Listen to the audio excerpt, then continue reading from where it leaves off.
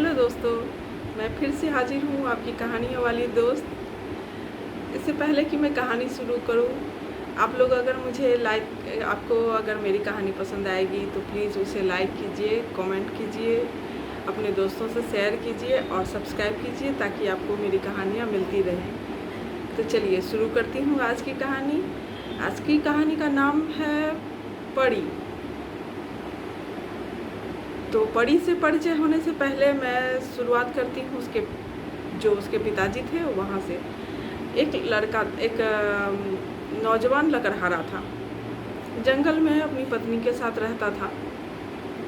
उसका वही लकड़ी काटना और लकड़ी बेचना, यही उसकी दिनचर्या थी। एक दिन रात में उसकी पत्नी बहुत दुखी थी और रो रही थी। लकड़हारा उसको चुप करने की कोशिश कर रहा था बार बार कि चुप हो जाओ, लेकिन वो रोई जा रही थी। और उसी वक्त रात की आधी रात को जंगल में कुछ परियां आई हुई थी। वो लोग ऐसे ही इधर उधर अटखेलियाँ कर रही थी, घूम रही थी। तभी उसको किसी के रोने की आवाज़ सुनाई दी। तो वो लोग आवाज़ की तरफ बढ़ते बढ़ते उस झोपड़ी के पास आई। तो झोपड़ी के पास आकर के सुनने की कोशिश करने लगी कि क्यों रो रही है। तो जब वो लोग सुन रही थी तो लकड़हारा और उसकी पत्नी दोनों बात कर रहे थे कि एक छोटा सा बाबू होता तो हम लोग दुनिया के सबसे सुखी इंसानों में से होते, और तो हम लोगों को कोई चीज़ का कमी नहीं है। हम लोग दोनों मेहनत करते हैं और जो आता है उससे खुशी खुशी रहते हैं। बस एक छोटा सा बाबू हो जाए, बस यही भगवान से दुआ है। और इसीलिए वो बहुत दुखी थी।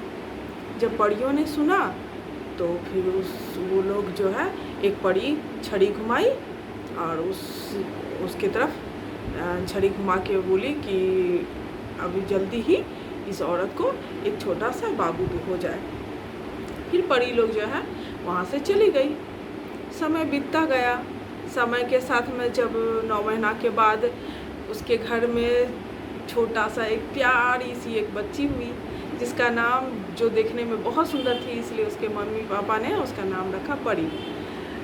तो फिर वो ही परी लोग जो उसको आशीर्वाद देके गई थी, वो लोग फिर उधर से गुजर रही थी।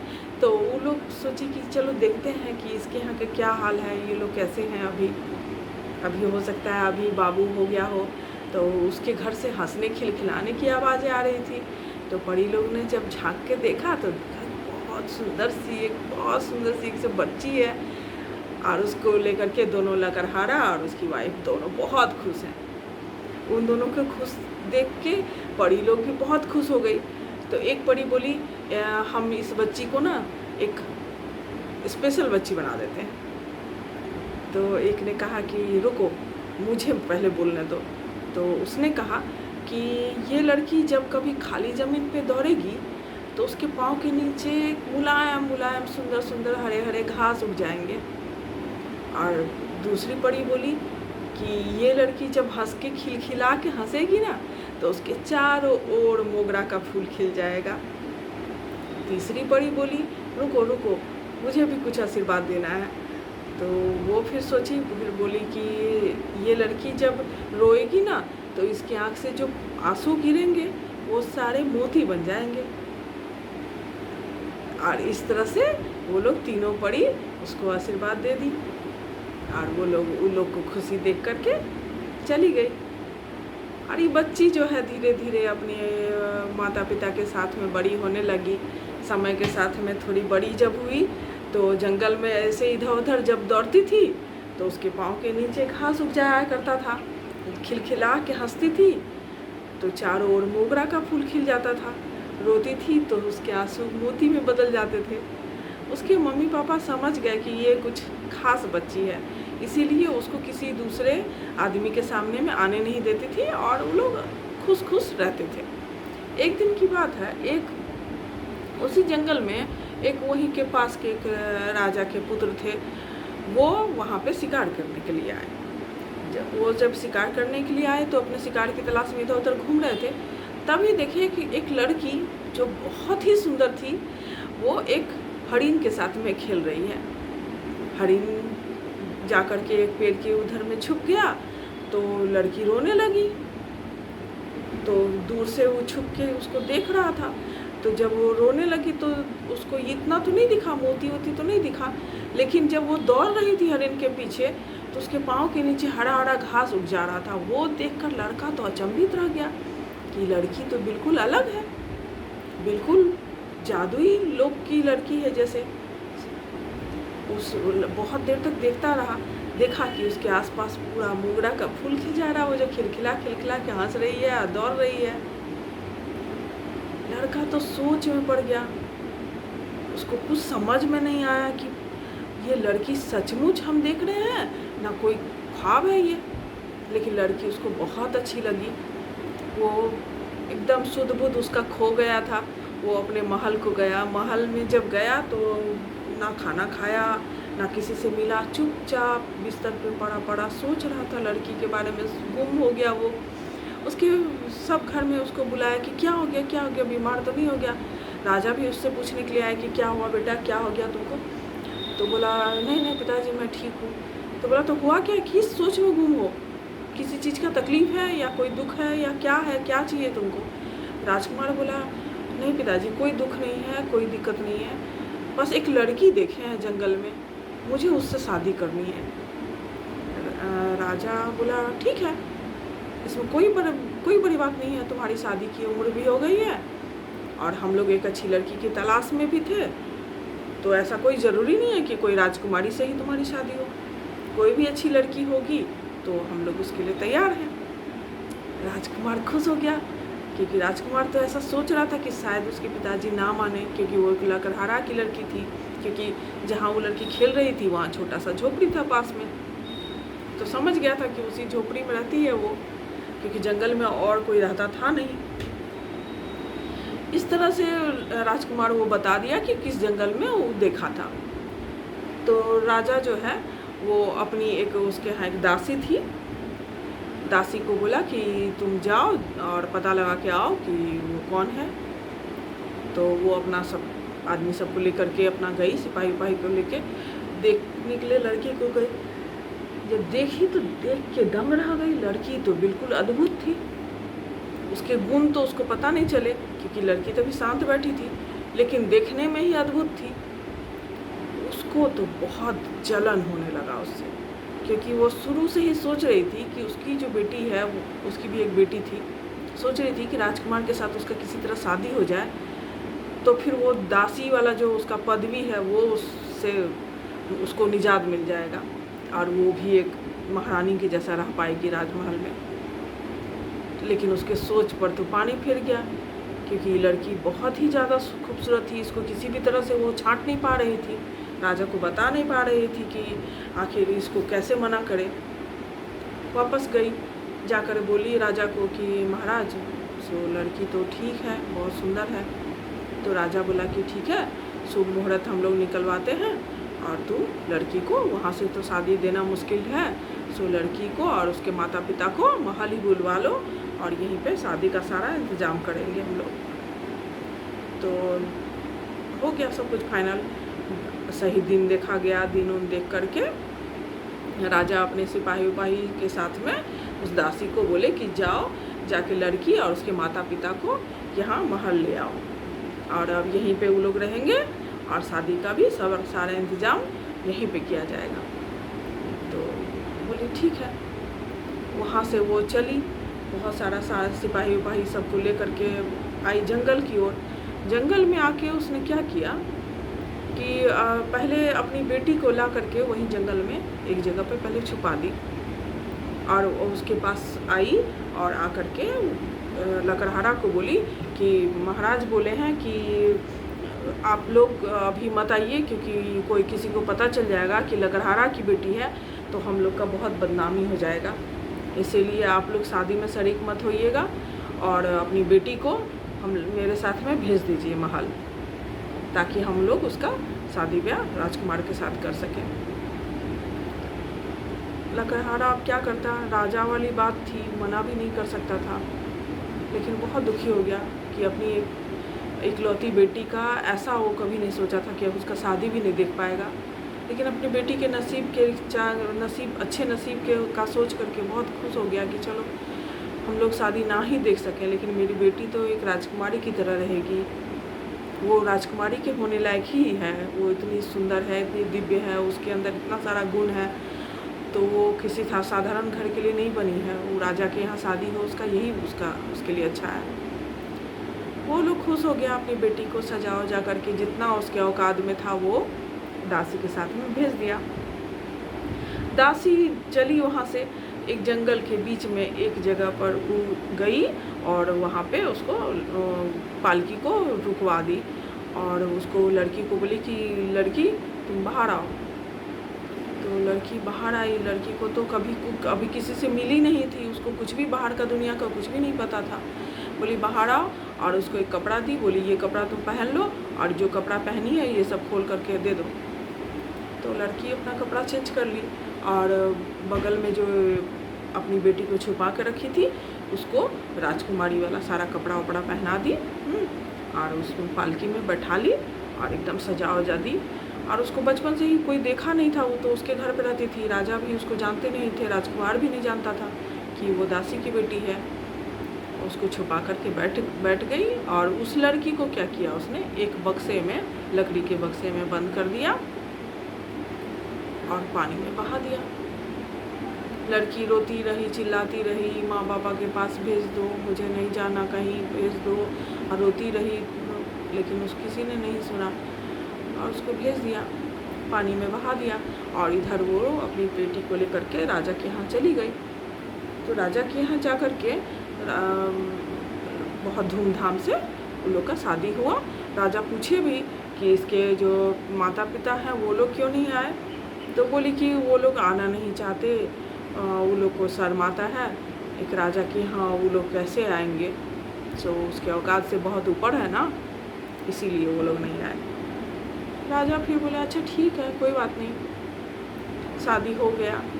राजकुमार तो दूर से देखा था उस लड़की को, तो नज़दीक से देखा तो उसको लगा कि बहुत सुंदर थी, अभी थोड़ी कम लग रही है, लेकिन चूंकि एक ही बार देखा था तो थोड़ा कंफ्यूज भी था। फिर वो जब उसको देखा कि बगीचा में भी चल रही है या फिर उसका हंसते रोते सब देखा, उसके अंदर कोई गुण नहीं दिखा उसको, जो वो देख करके दीवाना हो गया था। उसने उसको पूछा कि तुम जो हो, तुम्हारे अंदर तो बहुत सारा गुण हुआ करता था, तुम चलती थी तो घास उग जाता था, तो अभी क्या हो गया तुम्हारा, ये सब कुछ दिख नहीं रहा है। अब वो लड़की तो चमक गई, उसको तो ये सब कुछ पता नहीं था, अचानक से चौंक गई। फिर वो बोली कि राजकुमार, वो मेरे अंदर जो गुण था वो एक साधु महाराज हमको आशीर्वाद दिए थे, बोले थे जब शादी हो जाएगा तो सारा ये सब गुण खत्म हो जाएगा। राजकुमार क्या करता, ठीक है, लेकिन उसका मन दुखी सा रहने लगा कि क्या सोचा था, क्या निकली, क्या देखा था। उसको लगी थी कि एकदम परी की जैसी एक लड़की है और ये तो बहुत उतनी ज़्यादा सुंदर थी नहीं, साधारण थी, और उसके अंदर वो गुण भी नहीं था। लेकिन अब क्या हो सकता था, शादी हो गई थी, हो गया, समय बीतता गया। और उधर वो जो लड़की जो बह करके चली गई थी, वो दूर नदी के किनारे बहते बहते एक धोबी को मिली। धोबी कपड़ा धो रहा था नदी के किनारे, तो उसको दिखा एक बक्सा बहता हुआ आ रहा है। वो जल्दी से बक्सा को खींच करके निकाला कि पता नहीं क्या है उसके अंदर। जब उसको खोला तो देखा मोती के बीच में लेटी हुई एक सुंदर सी लड़की है। उसके अंदर मोती क्यों था, क्योंकि वो बहुत रोई थी, रो रो करके मोती पूरा भर गया था, उसका आंसू से भर गया था और आंसू सारा मोती बन गया था। मोती के बीच में लेटी हुई थी। उसको देखा तो उसको उस पर बहुत दया आई, उसको निकाला, उसको पानी वानी दिया, उसका इलाज उलाज किया, उसको खाना वाना दिया, क्योंकि पूरा एक दिन तक वो बहती रही थी। तो उसको फिर पूछा कि तुम बताओ बाबू, तुम्हारा जो परिवार है, तुम कहाँ की हो, तुम्हारे मम्मी पापा कहाँ हैं। लेकिन वो बच्ची तो कहीं कभी गई नहीं थी, उसको कुछ भी नहीं पता था, ना जंगल का एड्रेस पता था, बस अपने पिता का नाम बता रही थी कि लकड़हारा है, किशन नाम है उसका। लेकिन वो कैसे ढूंढता, क्योंकि जंगल तो चारों ओर फैला हुआ था, कौन से जंगल में कहाँ रहता है किशन नाम का लकड़हारा, कुछ आइडिया नहीं था। लड़की भी कुछ भी बता नहीं पा रही थी। फिर उसको बताया कि वो लड़की बताई कि उसका शादी होने वाला था एक राजकुमार से, सो रास्ता में ही हमको ऐसे बक्सा में बंद करके हमको फेंक दिया गया।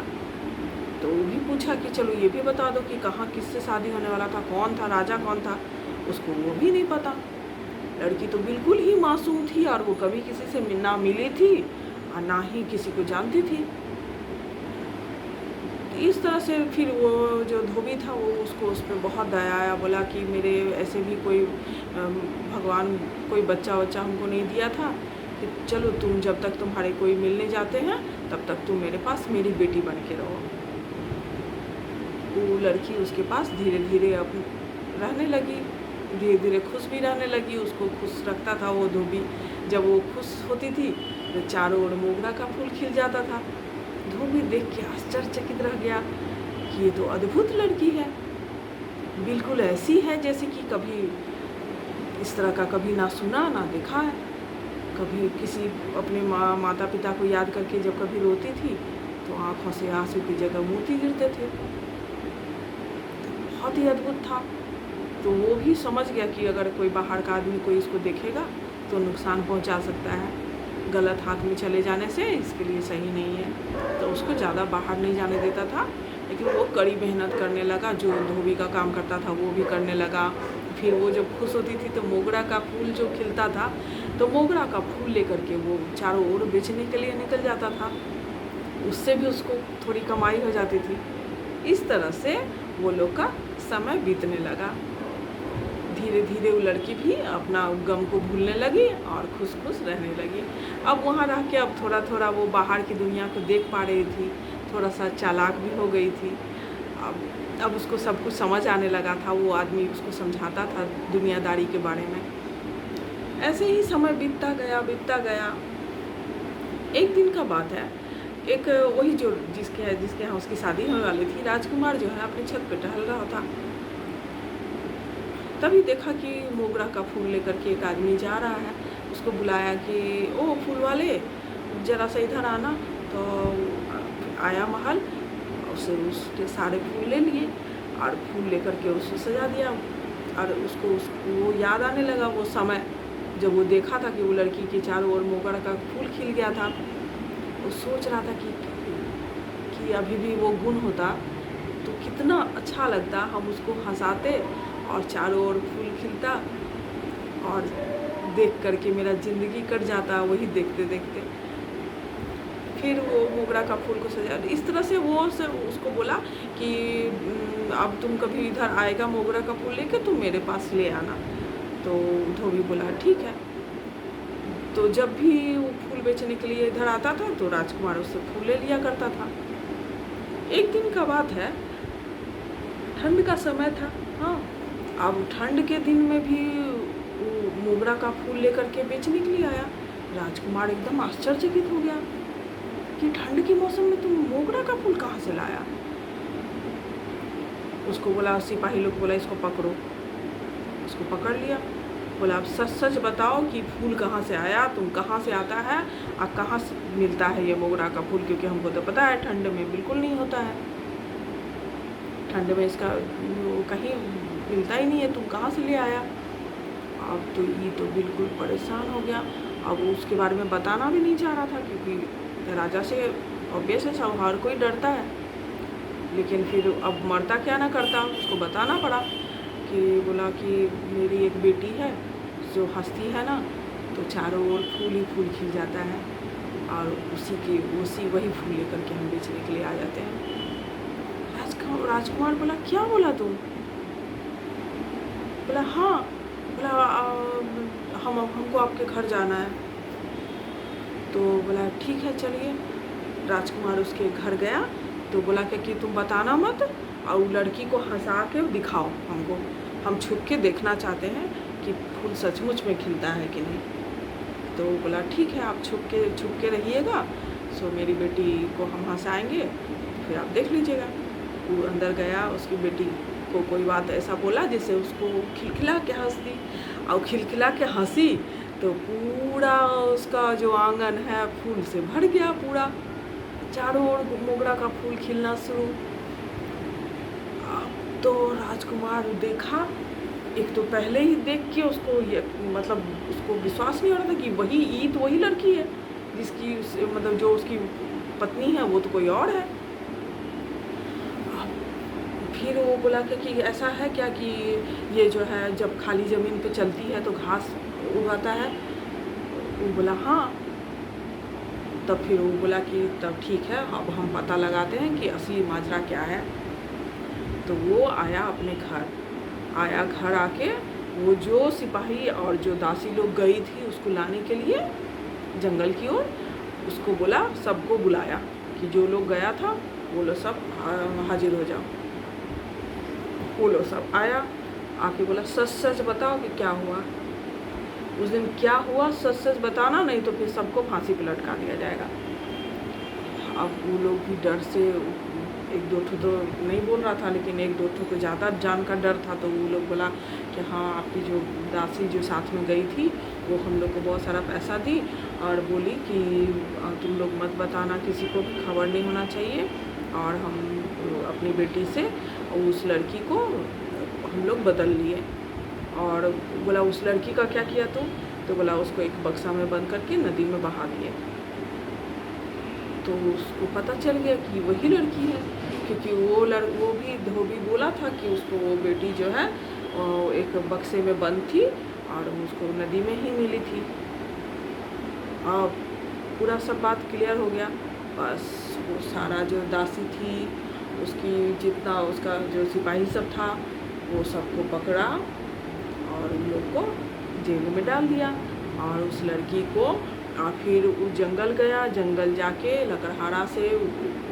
लकड़हारा उसकी पत्नी को लेकर के आया और वो जो लड़की पड़ी थी और परी को भी लेके आया, उसके माता पिता से मिली, बहुत खुश हुई। उसको तो उम्मीद ही नहीं था कि कभी ज़िंदगी में कभी अपने माता पिता से वो फिर से मिल पाएगी, लेकिन वो फिर से मिल गई सबसे। फिर राजकुमार का दोबारा धूमधाम से उसका फिर से शादी हुआ और उस शादी में लकड़हारा की पत्नी सब कोई शरीक हुए। और उसके जो दूसरे पिता थे जिसने उसको फिर से जीवन दान दिया था वो भी उसके पिता के जैसे ही उस शादी में शरीक हुए। और राजा उन लोग को सबको बहुत सारा धन दौलत दे करके सबको विदा किया और राजकुमार और वो परी खुशी खुशी रहने लगे, क्योंकि अब तो उसको राजकुमार को वो मिल गई थी, वो दिव्य लड़की जो हंसती थी तो चारों ओर मोगरा का फूल खिल जाता था, और जब रोती थी तो आंसू मोती में बदल जाते थे, और खाली ज़मीन पर दौड़ती थी तो चारों ओर घास ही घास उग जाता था। तो ऐसे ही बगीचे में दौड़ा करती थी, राजकुमार देख देख कर खुश होता रहता था। इस तरह से आज की कहानी समाप्त हुई। उम्मीद करती हूँ आज की कहानी आपको बहुत अच्छी लगी होगी, क्योंकि ये कहानी पता नहीं किसने लिखी, मुझे नहीं पता, लेकिन मेरी एक दादी थी, फुआ दादी, उसी का सुनाया हुआ कहानी है। उन्होंने कहाँ सुना, किससे सुना, कहाँ पढ़ा, मुझे नहीं पता, लेकिन बिल्कुल अद्भुत कहानी है जो आपको कहीं किसी किताब में नहीं मिलेगी। तो इसी तरह से अद्भुत कहानियों को सुनने के लिए मुझसे जुड़े रहें और मेरे चैनल को लाइक करें, कमेंट करें, ताकि मेरा हौसला अफजाई हो, और सब्सक्राइब करें प्लीज़। आप लोग सब मेरा हौसला अफजाई कीजिए। बहुत दिनों बाद मैं फिर से अपने चैनल पर वापस आई हूँ। मैं और भी अच्छी अच्छी कहानियाँ आप लोगों के लिए लाती रहूँ। नमस्कार।